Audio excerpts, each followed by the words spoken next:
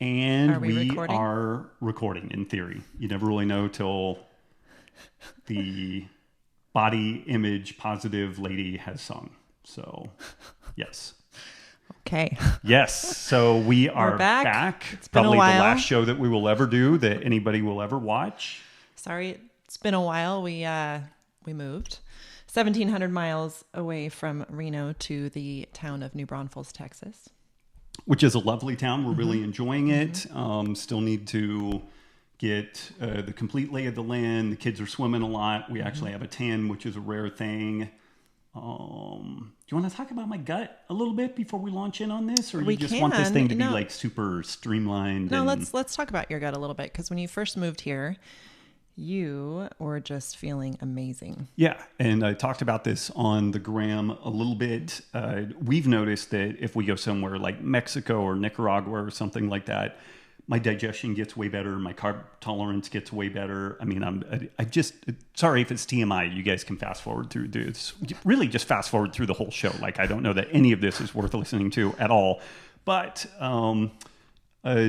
I've always, since I had the ulcerative colitis in my 20s and kind of resolved that to the best of my ability with kind of low carb paleo eating, I've always been on the loose side. And vegetable matter tends to make things worse. And yes, I have tinkered with carnivore. It made me crazy. Like, I just wanted to murder somebody for like a sprig of asparagus or an avocado or something. And I've tried it like 3 times, and I personally didn't notice a big performance bump, and I think that's because I'm already eating a high-protein keto diet, and so I think I've kind of found a good spot on that. But anyway, when we've gone away in the past, my digestion and carb tolerance has improved dramatically. I had a sense that it was like kind of a latitude deal. Right. And it's not just sunlight, because It's we not had just sunlight. a lot of sun I'm in gonna put a Reno. pin in that because everybody gets all Jack Cruz on me, so we need to shut that the fuck down really quickly.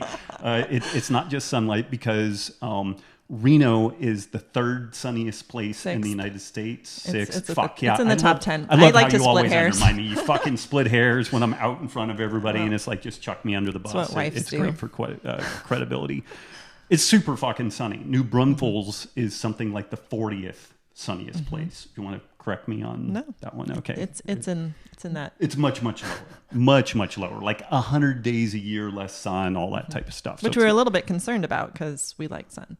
we do. But I think it's the heat. Also, some stuff that I've been looking at pertains to photo period. And there seems to be, in some people, as you get closer to the poles, you get more of a day-night shift in total duration. So if you're really close to the equator, there's not that much difference between day and night throughout the seasons. If you're in Alaska, then in the summer, the days effectively never really end, depending on where you are, and the nights are either very short or largely non-existent. And then the flip side happens in the winter, where there effectively is no daytime or very, very little daytime. And again, this is dependent on latitude, but I think the heat, I think that maybe something with the circadian biology is different. And again, people have gone all Jack Cruz on me. I've been talking about this stuff since 2000, 2001. The book Lights Out, Sleep, Sugar, and Survival talks about all of this stuff in detail. It's an outstanding book, and God bless Jack, he does a lot of good work. But if you have to apply quantum mechanics to explain basic human physiology, you're selling people a line of bullshit. So just fuck that. Like, I don't need any of it. So anyway, so I was motoring along really well, felt great, performance was solid, sleep was good. And then something just like cratered. I think I got a gut bug. I don't know if it was eating out. I don't know if it was swimming in a creek or a lake or what. But dude, I have been laid up, just crushed. Doing some work with Chris Kresser. I'm going to be doing like this super jiggy PCR genetic sequencing of my gut contents, which will look both for pathogens and what hopefully my beneficial flora or the state of my flora. But I got to tell you, it's a little depressing, because I was feeling so good and just kind of motoring along and crushing it. And I have to mention this. This is amidst some of the largest stress that we've experienced outside of maybe childbirth and a parent dying in memory, right?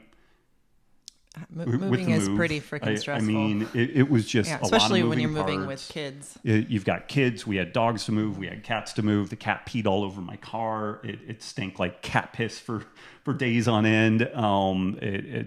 We had a lot of stress, but despite that stress, my digestion was great and was better than what it's been historically when we've been anywhere else. So it's just kind of interesting. It is a little bit of a kick to the Jimmy because I was like, oh man, maybe I figured something out. And you have said on a number of occasions how much your digestion is tied to your mental state and how you feel. So yeah, it's rough. So yeah, we'll update on that. But yeah, it was. I'm hoping that I can claw my way back to what I had when we first moved here, and maybe have some discovery along the way. But it's just something that I wanted to share with folks. I mean, moving is a challenging endeavor. It's not everybody can just pull up a move immediately, but if you've had long-running GI problems and you notice that you do better in a tropical location or something, then maybe you do some noodling on trying to affect that change. But again, there is the confounder that when you go on vacation, there's just generally less stress and less, multitasking and all that jive. So yeah. Anything else that you want to update people on? Do you want to talk about the Google basically trying to bury us, or have we done enough about that? I don't want to talk about that. So you guys may be able to find this, you may not be able to find it. We don't really know right now. So we'll talk more about that. But what I will mention is if you guys aren't aware of this stuff, cruise over to my Instagram account at @DosRobWolf and checking out the last maybe 4 or 5 posts that we've done. You'll get a sense of Google has been suppressing the search traffic going to a number of ancestral health related websites. And just really quickly, some people are pretty blasé about this. They feel like some of the people in there, including me, have been promoting quackery. And so fuck those people. And I would be appalled if this were happening to a group of raw vegans. I think that this is a terrible move, and people pull up all this bullshit. They're like, well, they're a private company and you're a libertarian. So, it's like, yeah, they can do whatever they want. That doesn't mean that it's actually a good idea. It doesn't mean that it isn't going to further fuel the fires of like social discontent and moving us towards the abyss, which I really honestly think that's the case. And I'm sure some cynic will be like, well, you're just mentioning this for self-serving reasons because maybe it hurt your bottom line. Yeah, there is certainly that without a doubt. But there's also this reality that it seems like every step that we are collectively taking is driving wedges between us all and divisiveness. And also, we have one of the largest companies in the world that is arguably the monopoly on information on the planet that is now curating information and letting you find it in the way that they deem fit, not the way that you deem fit. Now, some alternatives like DuckDuckGo and some other entities are out there that are much more kind of like freedom of access oriented, at least for now. So we'll see how that plays out. And even though you told me not to talk about it, I did talk about it. So I guess we'll start getting into the Q&A here finally. All right. Are you sure you're ready for a question? Man, I don't know. So we've got a new recording set up, and we're hoping this is better. I know our audio has been pretty bad historically. So we knew that we were going to move when we were in Reno. And so we were just kind of trying to cobble things together. And we know that the audio sucked. The video was marginal. We're getting this scene situated, and we're going to have some better options soon. But hopefully this is better. Slightly better. Yeah. Yeah, at least for the time being. Yeah. All right. Question 1. It's from Jesse. Collagen, timing, and sauna. Jesse says, hello, you two. I have read or heard that when collagen is consumed prior to training, the absorption rate is increased considerably. It was also stated that this timing also changes how the collagen is used. Specifically, it goes towards cartilage, tendons, ligaments, as opposed to hair, skin, and nails.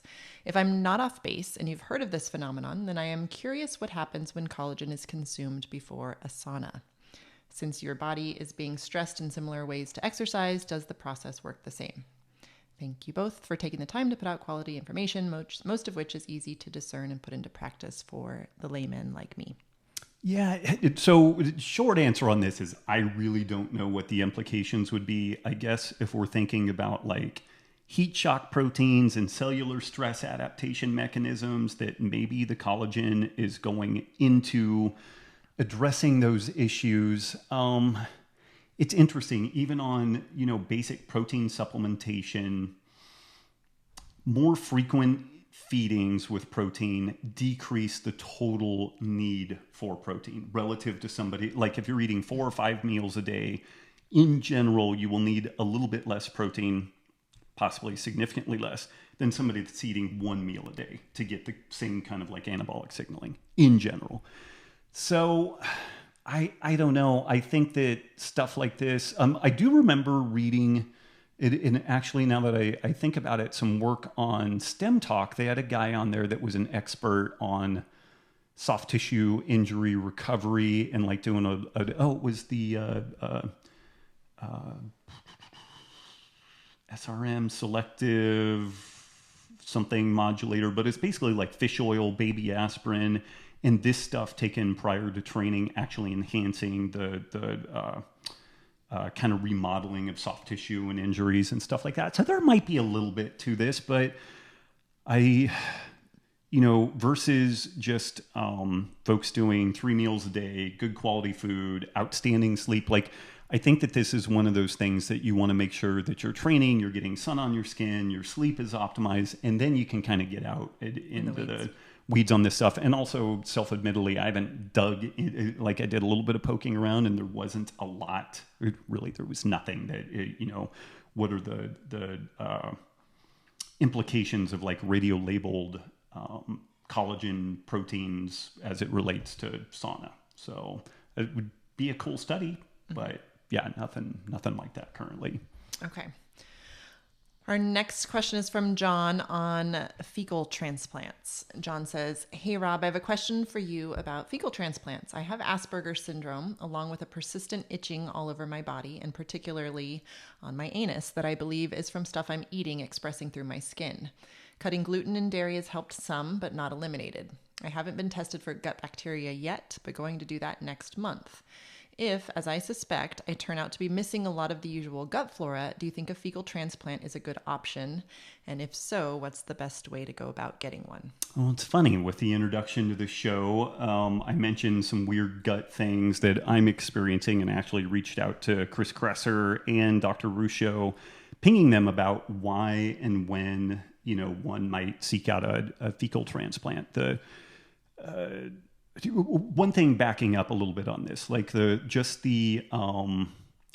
itchiness around the anus, that is associated with pinworm infestation, and general gut irritation can be associated with the pinworm infection. So in addition to the whatever gut testing you're doing, I would definitely do an O&P, an ova and parasite, and kind of as comprehensive a gut screen as you can to see if maybe you have like some sort of pinworm or other critter like that, because those can be treated really easily and effectively, and that might be a big chunk of the problem.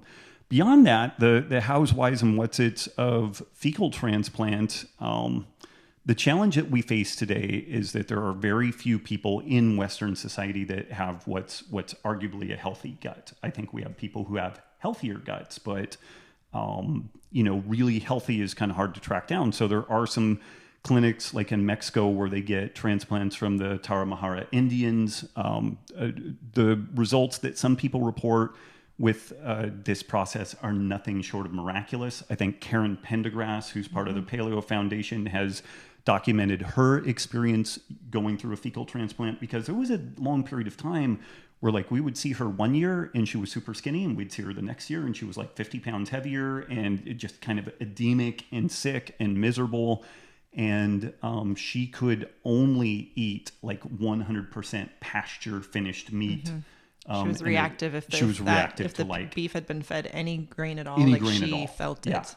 Yeah, and because she's in this, she has the paleo certification company, people would send her samples and she would try it. And she's like, "That's bullshit. I know there's great," and then they would actually come clean on it. And they're like, "Oh my God, how did you know that?" But so, and then she did a fecal transplant and is pretty robust now. Like, she's one of the people that I could think of that's one of the better examples. I know some other, and she's been very open about this, so I feel comfortable telling her story because she's blogged on it and written about it, and I talked on podcasts. So I would look, Karen Pendergrass, Fecal Transplant, and kind of see what her experience is. I also know people that have done it and it didn't really do much of anything. And there's a lot of different variables there. There is a reality that like our kind of serotype, our parts of the innate immune response that we have kind of handshake or crosstalk with the gut bacteria that take up residence in our digestive system. And I don't think it's similar to blood typing. I don't think that they're doing kind of like serotyping, tissue typing with regards to who's donating fecal transplants.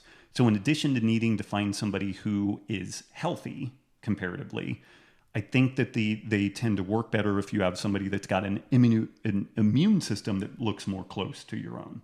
If it's quite different than yours, then the type of bacteria that's in there are less likely to be happy taking up residence with you and may cause some cross-reactivity. So it's definitely the Wild West. Like the FDA has only approved fecal transplants for like long-term C. diff infections and like one or two other issues. So oftentimes you have to go kind of out of country, or you do like the fleet enema, get a cheap disposable blender. The DIY version? Yeah, the DIY version. And, blender? Well, you want to mix that stuff up consistently. Yeah. And yeah. Okay, moving on. Okay.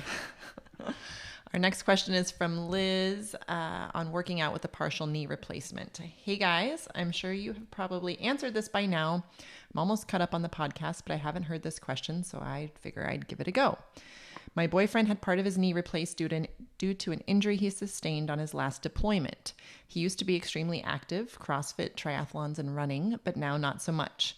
Basically, the doctor told him he needed to avoid any high-impact exercises. No running, no squats, clean and jerks, etc. Basically, if he was going to be lifting any weight, he needs to make sure it doesn't impact his leg. When I search online for things he can do, it's mostly old people stuff, and he's in his mid-20s. So my question is, was his doctor wrong? Greg, do you have athletes with similar issues? So you're not almost caught up, Liz, because Greg, it's been a while.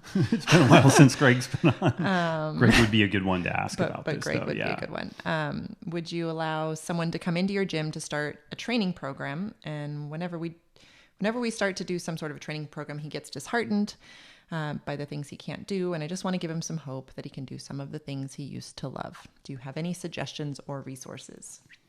Man, resources. What do you think about him reaching out to Hunter Fitness? I mean, just to address and look at mobility concerns. That could be an option depending on where you live, Liz.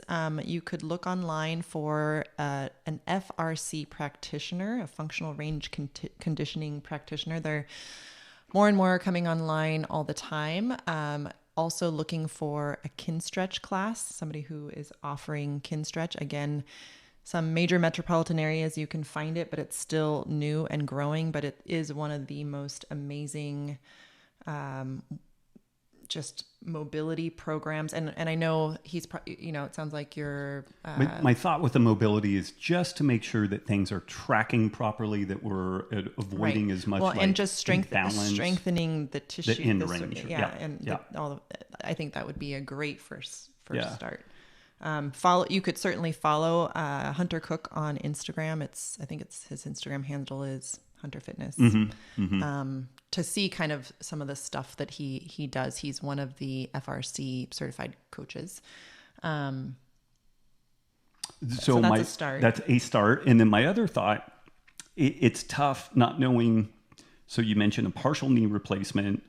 There's a lot of different ways that can play out, whether we're talking north of the tibia or south of the patella. What all went into that can really change the way that things play out. As to whether or not his doctor was wrong, the doctors always take a pretty conservative stance on this, because if they don't, then they end up in trouble. And so you do need to read between the lines of that a little bit. There may be things like sled pulling, sled dragging, which are much more amenable to loading his lower body and not causing problems, because it's part of maybe a little bit more natural gait process of just walking, Pushing a wheelbarrow, a loaded loading wheelbarrow. loaded wheelbarrow, carrying it. I mean, it's not going to be squats. It's not necessarily deadlifts. Like deadlifting, I find hard to imagine, like a straight leg deadlift where you lift it out of a bar. You know, it's a low rack, you lift it out and you do some sort of straight leg deadlift, and even a high clean pull or a high snatch pull.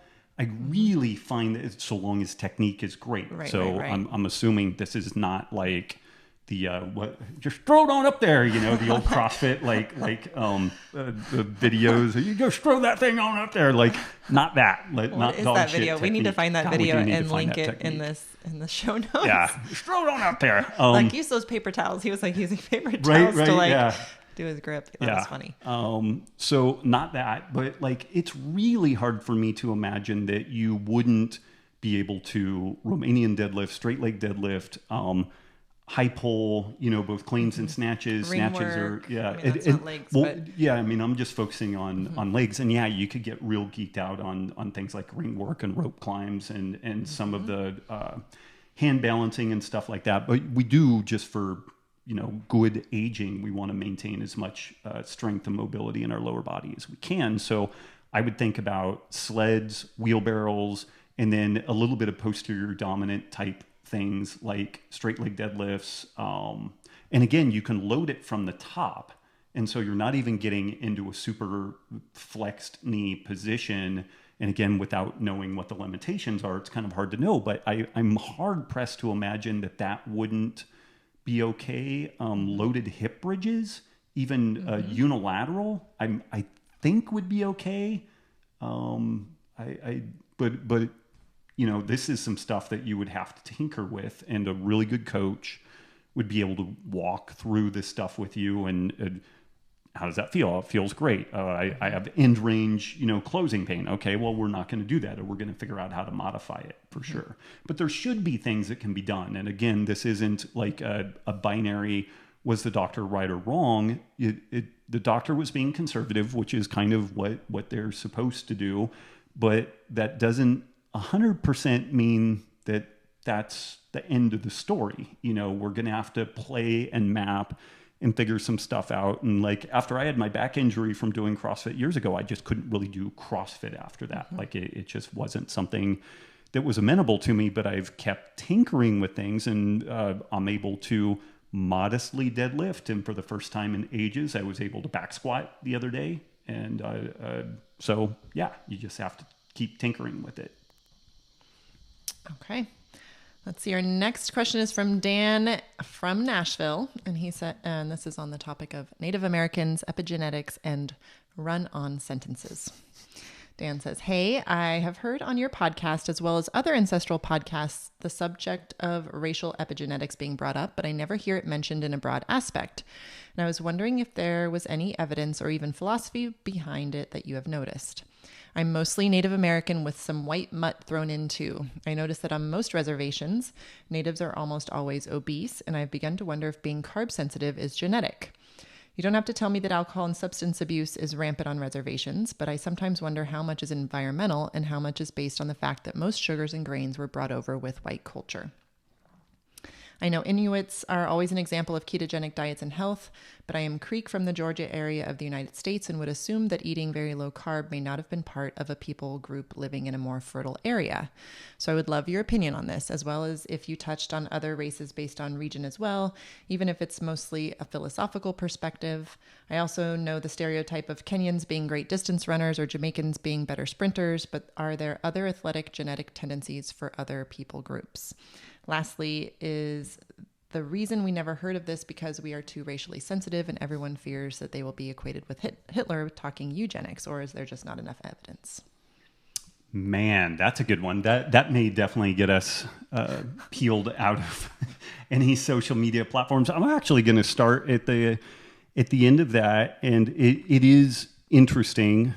Just there's great evidence that certain groups like the Kenyans appear, folks from the areas like Kenya, Tanzania tend to be more slow twitch dominant and particularly good at it, and appear to have some adaptations that are beneficial from an oxygen transport perspective.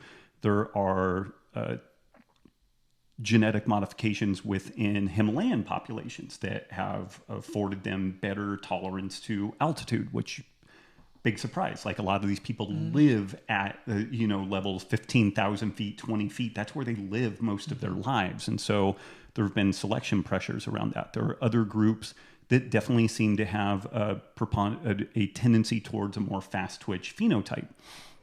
So we're able to talk about that stuff a little bit, but then it gets super murky because we start extrapolating things beyond that, like IQ and all kinds of stuff. And the big challenge is that I think that there are some really worthwhile things to discuss around that. And I'm trying to think, there was a guy who was on Joe Rogan. I'm blanking on his name. I'll try to remember what it was and get into the show notes. But he's an evolutionary biologist, and he's talked about this stuff. And this guy has just been railed upon because some people call him a eugenicist and racist and all the rest of this stuff. And he's doing some really solid research, and by all accounts, as far as I can tell, the dude is not racist. He's just trying to do some good science and ask some questions which are sometimes uncomfortable and make us look at ourselves and look at our society and look at the way that things function. But discomfort actually allows us, we can't actually change anything. So this is one good thing out of the Mark Manson book, which is if you are in a fucked up situation, either individually or societally, you must go through a process of discomfort to get to a spot where it is no longer fucked up. And that's just all there is to it. So if we create a society in which we cannot be uncomfortable because of all this fear attached to it, then we are pretty much we are ossifying. We are casting our society in amber and guaranteeing that it never changes and never improves.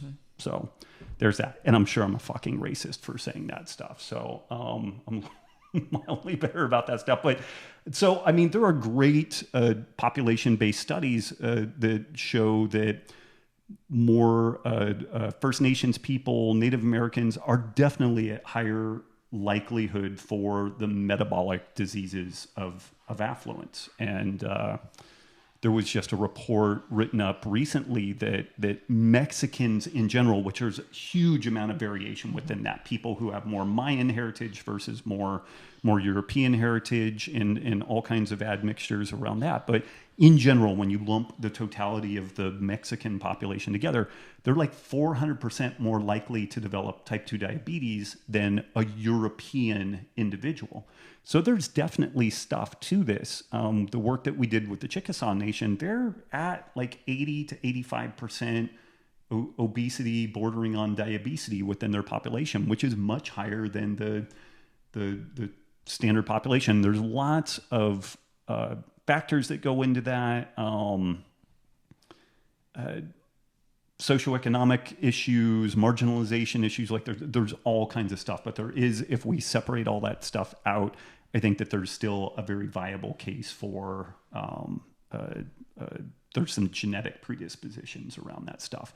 And there was a question related to, would a very low carb diet be part of the ancestral experience for someone who is Creek from the Georgia area? The Chickasaw were originally from the kind of Mississippi Valley area and then were displaced from there. And I wouldn't say that.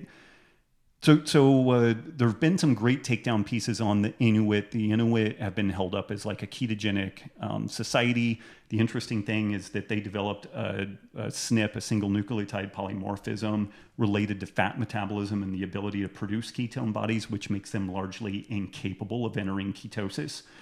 And there's reasons behind that. We've talked about it on the podcast before. But I don't think in general, like the protein carb fat ratios of our ancestors were consistently those of what we would see consistent with a ketogenic diet, but exercise, intermittent fasting. And there would have been a lot of seasonal variability. Tons of seasonal variability. Even in a really fertile region. Yeah. So I see no problem with even as a reset kind of story, shifting into a quite low carb period for someone, and then just kind of playing with things. And then there's also the reality that although the ancestral model is very informative, at the end of the day, you kind of have to play to what the clinical outcomes are. And if you just don't do particularly well with carbs, then maybe you need to eat fewer carbs. In theory, I should do great with grains. I should do pretty well with wheat and oats and all that. And I do terribly with all of them. So I'm 10% Native American, and I'm more, it's largely out of Mexico. So I'm more Mexican than Luis Villaseñor is, but it's really interesting. That's where like some of the heritage stuff is interesting, but you almost have to hang that up and just cater to what the clinical outcomes are. Okay. Let's see. Our final question this week is from Harvey on bent arm versus straight arm strength.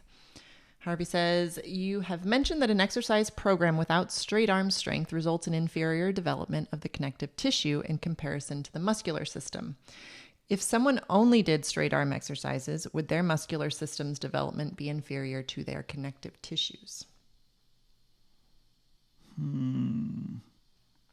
It's an interesting question. I mean, it's super theoretical. If people aren't familiar with this, so bent arm strength is just kind of standard pressing, pulling, pull-ups, push-ups, handstand push-ups. And then straight arm strength is more like levers, ability to straight support arm yourself on handstands, rings. straight support. So would their muscular system's development be inferior to their connective tissue? I guess so, because you just wouldn't have... You need the joint integrity of...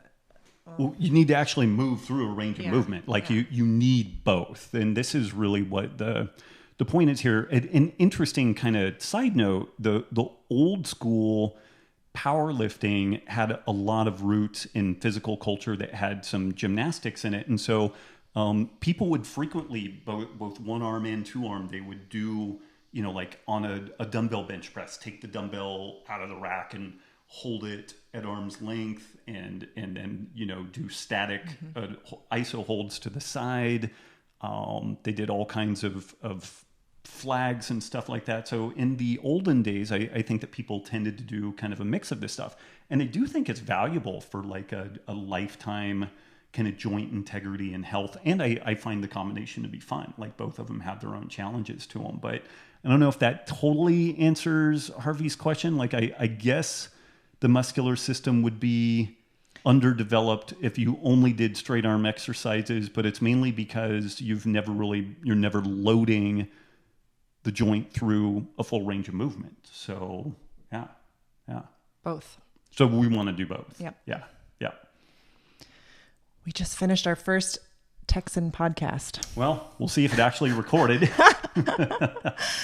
Anything else? Follow us at Das Robb Wolf on Instagram. And you know what's funny? New Braunfels is a town with a German heritage, and so there's lots of Das stuff around, which is kind of funny that your Instagram handle now kind of actually like the big public recreation center is called Das Rec. Yeah. And the possibly funny story behind me picking Das Robb Wolf, this was still when there was a fair amount of the CrossFit pissing matches going on, but Dave Castro's handle was the Dave Castro, and I was like, well, fuck, I'll one up him. I'll be Das Robb Wolf, and nobody gets it, and it only matters to nobody knows how to spell it, and nobody knows how to spell it. Nobody can find it. Yeah, it was a great choice. And now somebody else has Robb Wolf regular. No, somebody already had Robb Wolf. That's why I didn't do it. Okay. Yeah, it was the poor sap that ended up on Twitter that everybody would tag him instead of me. And he's this guy who's like a musician and pretty much like a chain smoking drunk. And he was like, they're asking him nutrition questions. Would you guys just fucking leave me alone? And I private messaged him. I'm like, I'm really sorry. Is there anything I can do? And he's like, no, I guess you're not a dick. But I mean, this guy was besieged for a long time because people would tag him inadvertently. But at Das Robb Wolf on Instagram. Submit your questions to robbwolf.com, the contact page. And with all this other squirrely stuff with Google and whatnot, we're working on some alternatives to that hopefully you guys can continue to find us. And to the degree you find value in what we have to offer, we can hopefully get that to you. And until next we meet. Yeah. Thanks, guys. Bye. Bye.